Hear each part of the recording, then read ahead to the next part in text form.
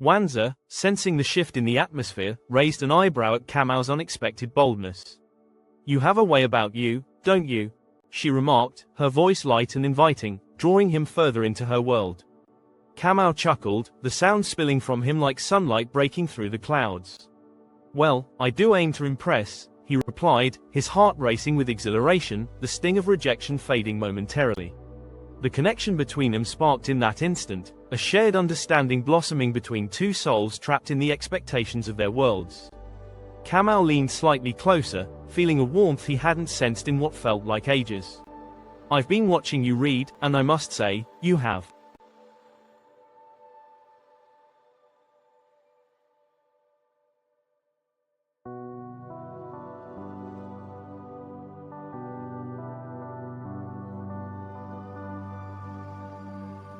Impeccable taste," he teased, his eyes twinkling with a mischief that belied his earlier anguish. Wanza's laughter, melodic and genuine, brushed against his ears, soothing the wounds of humiliation inflicted by Mwikali. "It's better than the drama outside," she retorted playfully, gesturing subtly to the bustling hotel scene around them. Kamau could barely believe the lightness in her presence, contrasting sharply with the heaviness weighing down his heart moments before. Wanza smiled, a spark of intrigue lighting her eyes as she replied, "Perhaps I should ask for your opinion on my next selection, then." Her playful tone drew Kamau deeper into this unexpected camaraderie, a welcome escape from his mundane reality. He leaned back, feeling a newfound confidence swell within him, the weight of Mwikali's disinterest dissipating as if it had never existed.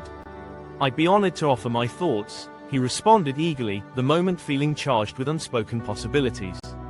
The joyful connection was intoxicating, a breath of fresh air in a stifling environment. Unbeknownst to them, Mwikali's eyes narrowed as she took in the growing chemistry at the nearby table, her discomfort brewing alongside the oppressive heat of the afternoon sun. Kamau, oblivious to the tempest unfolding just behind him, continued to bask in this delightful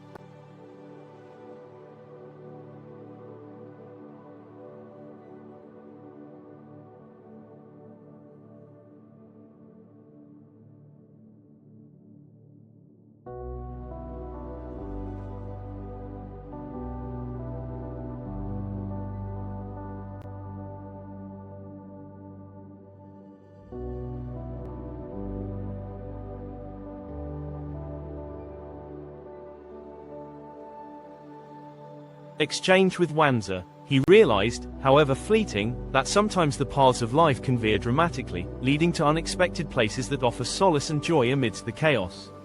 Suddenly, a shrill ring of a mobile phone shattered the bubble of their intimate moment. It was Khamisi's phone, which he answered with a crisp authority, his tone immediately shifting as he engaged in a serious discussion.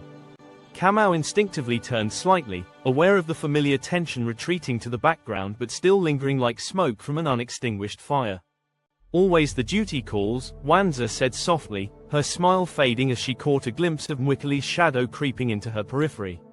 Kamau, feeling the pressure rise, decided to seize the moment before it could slip entirely away. "What are you reading that's so engrossing?" he asked, a hopeful lilt in his voice as he sought to steer the conversation back to their shared connection.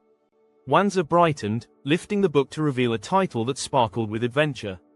"It's an epic tale about love and courage," she answered, her eyes lighting up, enjoying the rare attention. Kamau leaned in with genuine curiosity, momentarily forgetting the undercurrents of the world around him. "Love and courage, sounds like something we could all use a bit more of," he remarked, his words laced with a sincerity that hung in the air like a breath held too long. Wanza nodded enthusiastically, "Absolutely. Sometimes it feels like life just demands so much compromise."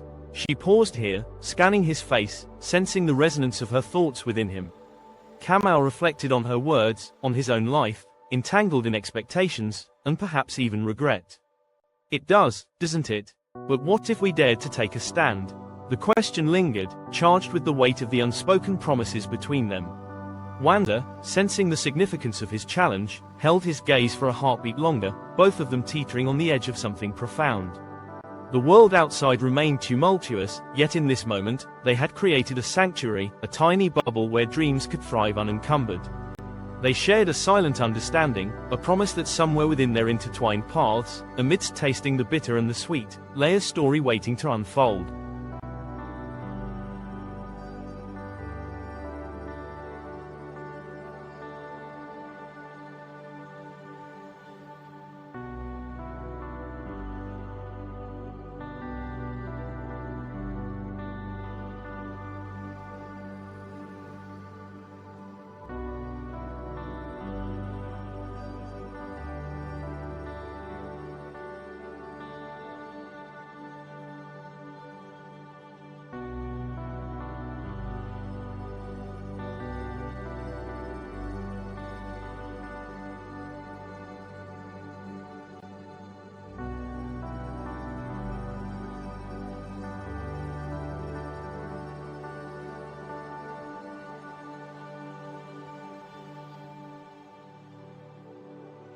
Yet, unbeknownst to them, Khamisi's voice rose sharply, snapping Mwikali out of her daze, and reminding both women of the gravity of their lives while they spun pleasantly in their private distraction.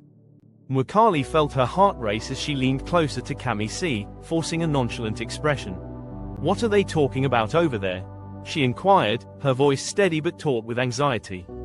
Khamisi, still preoccupied with his phone call, barely registered her concern, his focus directed elsewhere. "I'm sure it's just idle chatter," he replied dismissively, yet his brow furrowed ever so slightly, a sign that he was beginning to notice something amiss. Meanwhile, the palpable tension between Kamau and Wanza continued to swirl around them, like a gathering storm, while Mwikali's anger simmered just beneath the surface.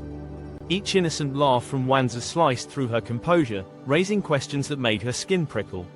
"Idle chatter or not, it feels like more," Mwikali murmured under her breath, her eyes narrowing as she watched Kamau lean closer to Wanza, sharing a laugh that felt intimate and personal.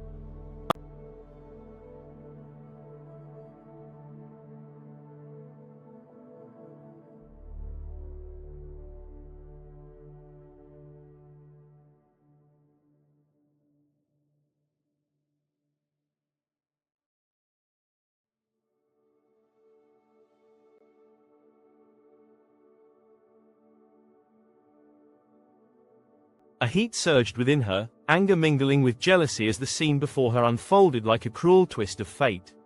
The laughter echoed in her ears, a harsh reminder of the connection she thought she still had with Kamau, now seemingly reserved for another. Would she let this go unnoticed? As the minutes passed, the tension coiled tighter around the tables, unspoken challenge looming over Kamau and Mwikali. Kamau sensed the stakes rising, yet he found comfort in Wanza's warm laughter, a balm to the wounds he carried. Mwikali, however, felt the resolve within her crystallize. A fight was brewing, and she was determined to reclaim her territory.